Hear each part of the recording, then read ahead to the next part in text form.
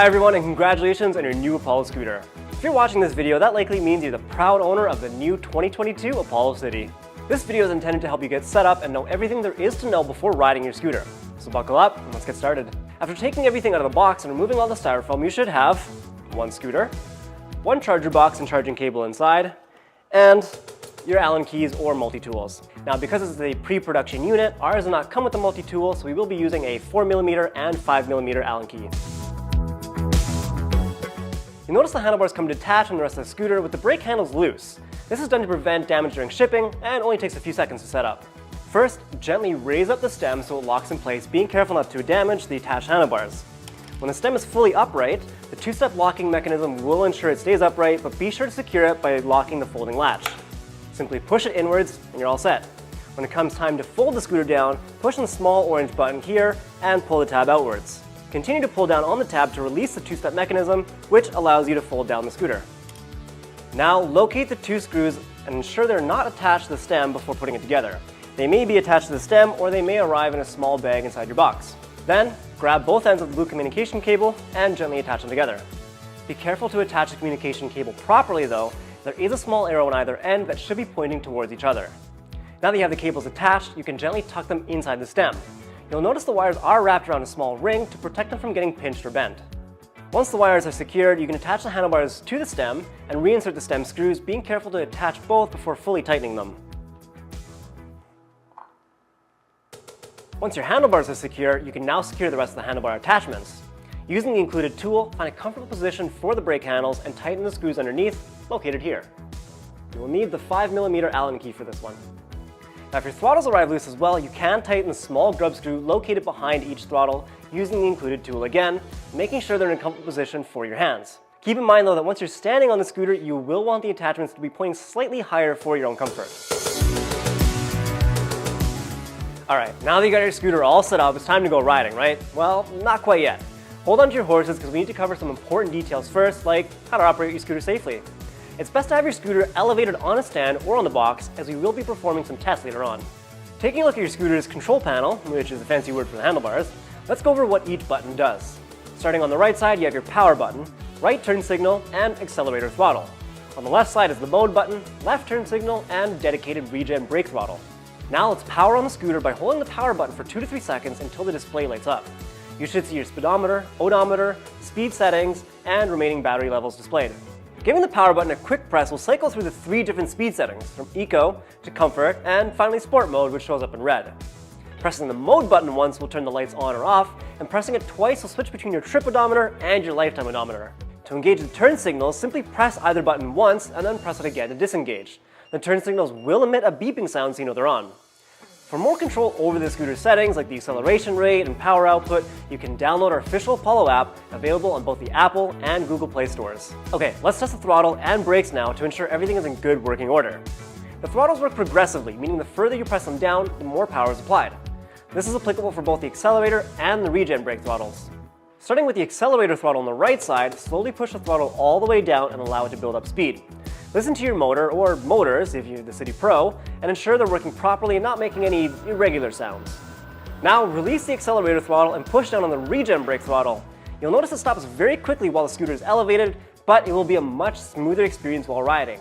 You can also change the regenerative braking strength in the Apollo app. Now that we've confirmed the accelerator and regen brakes work, let's verify the drum brakes too. Push down the accelerator again and then grab the left brake handle. It's important to note the left brake handle will operate the rear brake and the right brake handle will operate the front brake.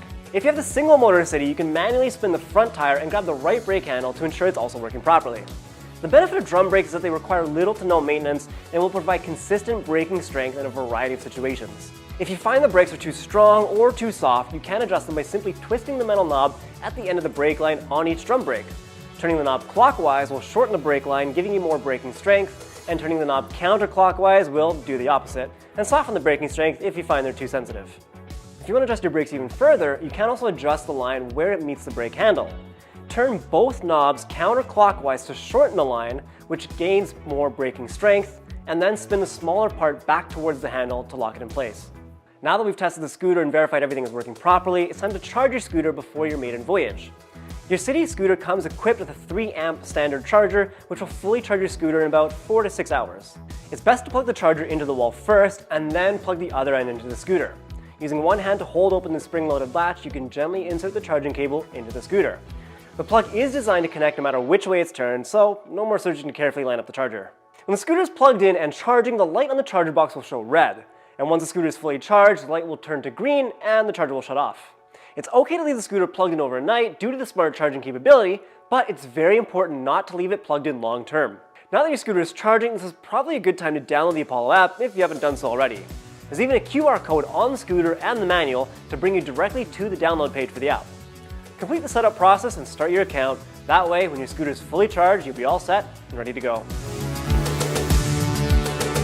While we wait for the scooter to be fully charged, we can also perform a quick maintenance check and cover some basic maintenance tips. Starting with the tires, give them a good squeeze to ensure they're inflated properly. If you have an air pressure gauge or an air pump with a pressure indicator, even better. Your tires should already be inflated to the ideal tire pressure of 45 psi. However, sometimes some air pressure can get lost during the shipping process, so it's always a good idea to double check. Now be sure to periodically check your tire pressure every week or so, or as necessary once you start riding. Next is the suspension. You can place the scooter on the ground for this part and stand on the deck to see if the suspension squeaks at all, lightly jumping up and down. The suspension should be lubricated already, but if necessary, you can lubricate it by spraying lubrication at the pivot points. If you ever need to lubricate the suspension after you've put some mileage on your scooter, it's important to clean the springs first to ensure you're not mixing the lubricant with debris. We recommend spraying it down with WD-40 first. Now when it comes time to maintain your brakes, well, we've already covered how to adjust them, and that's pretty much all there is to it. Aren't drum brakes great? It's now time to take your scooter out for its maiden voyage. You should have already purchased the helmet, the basic safety equipment before riding. Even if it's not legally required in your area, it's always a good idea to be safe rather than sorry. Take your scooter out to a quiet and empty area with lots of space for you to get started. Find a comfortable position to place one of your feet first, then slowly push off and gently apply the accelerator at the same time and place your other foot.